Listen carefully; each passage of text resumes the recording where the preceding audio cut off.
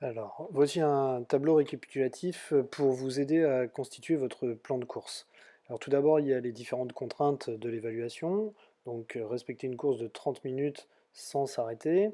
Il est à noter que l'échauffement est inclus dans les 30 minutes.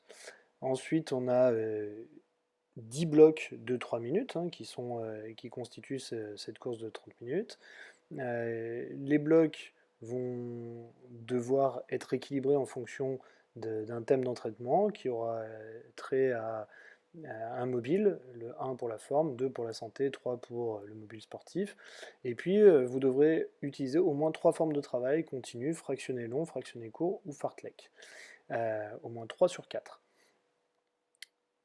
Je vous laisse consulter le tableau qui reprend les différents mobiles avec les différentes allures. On retrouve l'allure verte, l'allure bleue, l'allure rouge, qui doivent être prédominantes en fonction du mobile choisi. Ce qui est intéressant, c'est de corréler avec des ressentis, et notamment les ressentis cardio-respiratoires. Donc, vous avez l'échelle des ressentis dans votre carnet auquel il faut se référer pour pouvoir mettre en lien l'allure de course avec ces ressentis-là, puisque la vitesse n'est pas indiquée comme on peut le faire pour les entraînements. L'équilibration de votre plan de course tient compte du mobile. On aura majoritairement du coup une allure verte représentée lorsqu'on aura choisi le mobile 1, mais devront quand même apparaître au moins une allure bleue rouge et ou le fartlek si vous voulez l'intégrer. En revanche, si on choisit un mobile 2, on aura du coup l'allure bleue qui sera plus marquée, plus représentée, et les deux autres un petit peu moins. Et puis, bah, si on choisit l'entraînement plus sportif, bah, ce sera les allures rouges et bleues qui seront prédominantes. On va voir ensuite quelques exemples pour remplir son plan de course. Alors voici la fiche qui servira pour l'évaluation. Donc pour la remplir, ben, on remplit évidemment le nom, le prénom du coureur, celui du coach. Vous allez remplir le mobile que vous retenez, donc le mobile 1, le mobile 2, le mobile 3.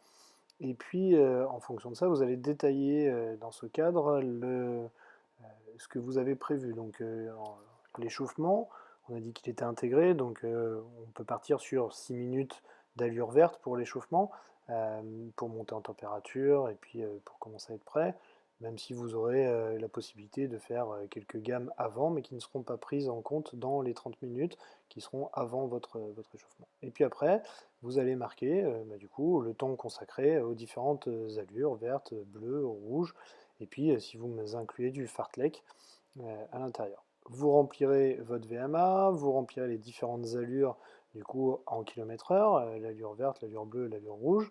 Vous aurez ce petit tableau là qui vous aide, qui fait un petit récapitulatif.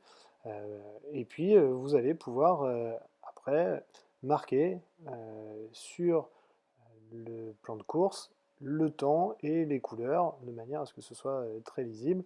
Donc là par exemple les 6 minutes à allure verte, donc à 10 km/h pendant 6 minutes, deux blocs, voilà, qu'on va pouvoir remplir.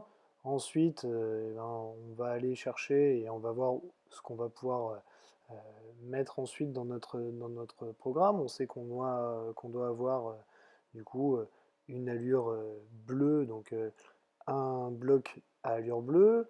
Je peux le placer juste après mon échauffement, mais je pourrais le placer n'importe où ailleurs, hein. Là, c'est des stratégies de course.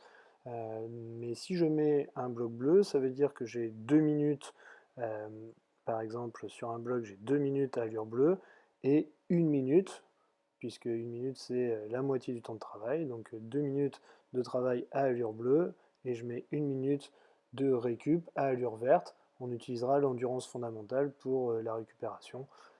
Voilà, cette allure-là sera représentative de l'allure de récupération. Ensuite, bah, je sais que j'ai aussi à placer un temps sur une autre allure, donc soit du fartlek, soit sur du court-court. Donc 30 secondes d'effort, 30 secondes de récupération.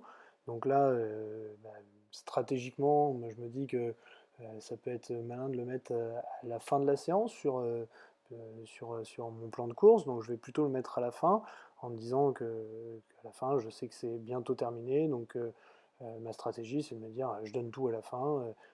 Voilà, donc, parce que je sais que c'est un peu plus impactant. Donc je mets mes 30 secondes à allure rouge. Donc moi, je vais courir 30 secondes du coup à 13 km/h dans mon exemple. Et puis j'ai 30 secondes de récupération à mon allure de récup, donc à 10 km/h. Et puis quand j'ai un temps de travail à allure rouge, je sais que j'ai l'équivalent en temps de récupération après pour aider mon corps à récupérer. Donc je place mes 3 minutes, mon bloc de 3 minutes d'allure verte après. Et puis le reste, eh ben, puisque j'ai choisi un mobile 1, là, le reste c'est ce qui doit prédominer. Là c'est de l'allure verte, par exemple, donc je peux placer tout le reste des blocs en allure verte.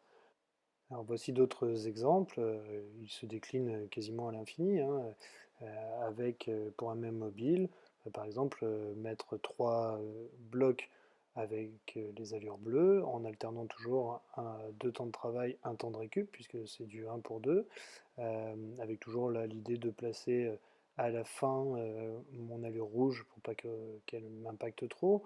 Euh, on peut avoir l'idée de placer les blocs à allure bleue massés et la récup après. Ça serait pour un mobile 2, où là on voit l'importance des blocs à allure bleue qui sont plus représentés. Et puis là, la même chose en massé, c'est-à-dire que on reste sur la résistance douce plus longtemps, et puis on met la récup à la suite. C'est des essais à faire pour trouver celui qui nous correspond. Là, ça serait plus pour un mobile 3 où on voit bien que l'allure rouge et l'allure bleue sont prédominants. Euh, J'attire votre attention sur le fait qu'il faut aussi compléter dessous les ressentis, les niveaux de ressenti, et puis les blocs avec le travail à faire à chaque fois, et à la fin de la séance, marquer l'état de forme dans lequel vous êtes.